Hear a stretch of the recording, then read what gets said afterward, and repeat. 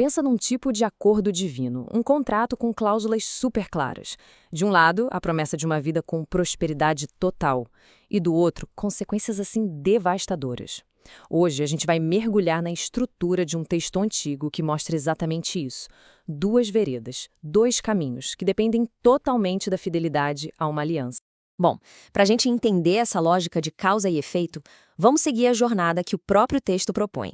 A gente começa com os termos do acordo, depois explora os dois resultados possíveis, o caminho das bênçãos e o da quebra da aliança, e por fim a gente vai ver que mesmo no pior dos cenários, ainda existe uma saída, um caminho de volta.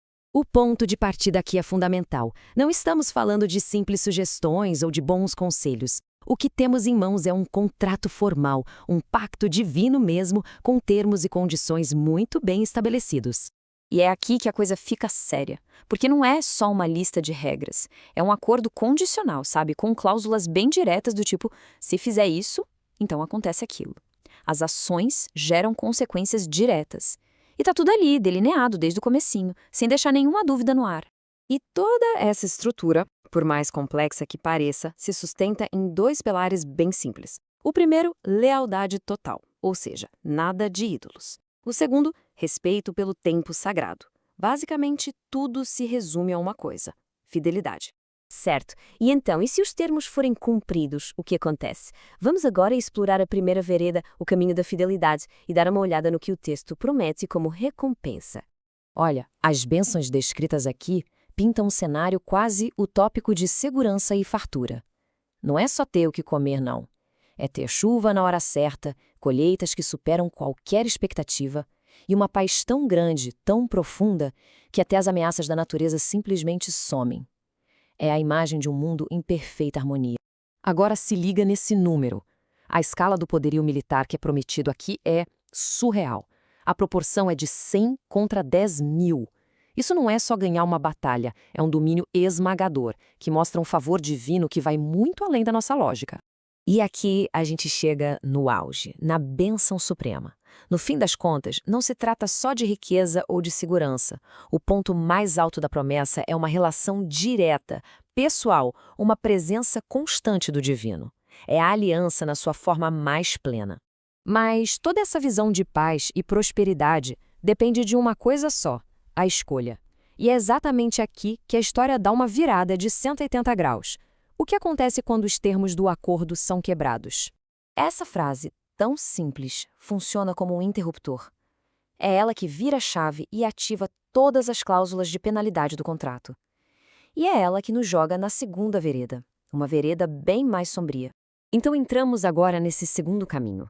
E o que é ao mesmo tempo fascinante e assustador é que as consequências não são aleatórias. Elas são, na verdade, uma inversão sistemática, como um espelho de cada uma daquelas bênçãos que a gente acabou de ver. Percebe a inversão direta? A mesma terra que prometia fartura agora se torna totalmente estéril.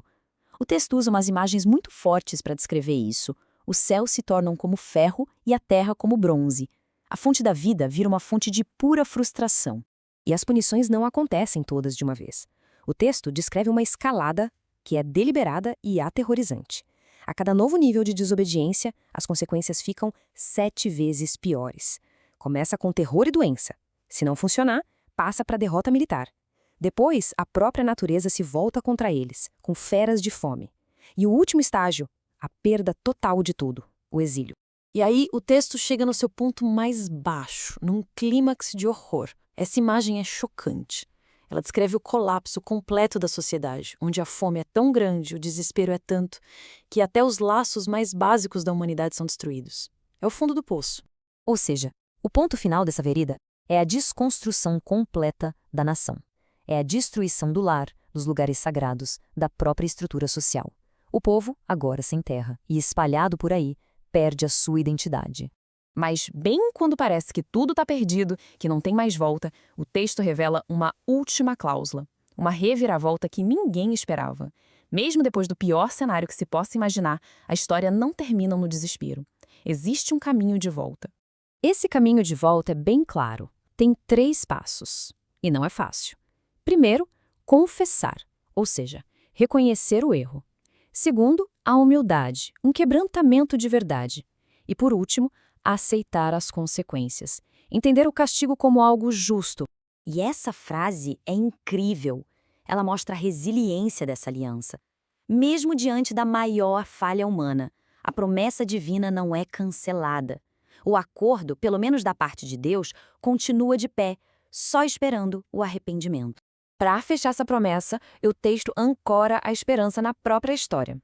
A lembrança da aliança original, feita lá atrás, funciona como uma garantia final de que, não importa o quão longe o povo tenha ido, a porta para a restauração nunca está permanentemente fechada. Isso tudo nos deixa com uma questão para pensar, né? O que essa arquitetura tão precisa de recompensa, de punição que vai aumentando e, no fim, de misericórdia, revela sobre as ideias de justiça e graça nesses textos antigos. Uma estrutura onde as consequências são certas, mas a chance de recomeçar é sempre a palavra final.